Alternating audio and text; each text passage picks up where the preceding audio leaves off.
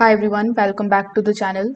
So in today's video, I'm going to show you exactly how to fix the Acer monitor blue light on but black screen. So a blue light usually means that the monitor is active and it is also receiving the power, but either no signal is coming from the device or the display output is failing, and that's why it is showing you the black screen. So in order to fix it, first of all, you need to start with your PC. You need to make sure that it is not in the sleep mode.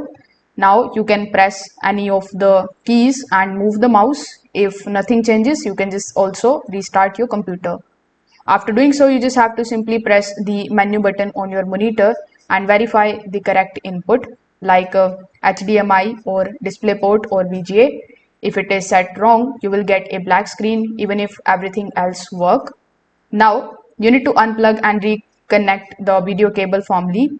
For that, you can try a different cable or a different port on your PC. The faulty cables are a common cause of this particular issue. Now you can also connect the monitor to a different laptop or a different PC. If it works there, it means that the issue is with your original device and not with the monitor. Now, if you are using a desktop, just have to make sure that the cable is connected to the graphic cards and not to the motherboard if GPU is installed there.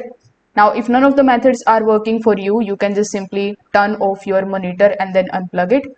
After that, you just have to press and hold the power button for about 10 seconds and then plug it back in and turn it on.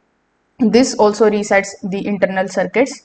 So if this video helped you out, make sure that you like this video and subscribe to the channel. Thanks for watching.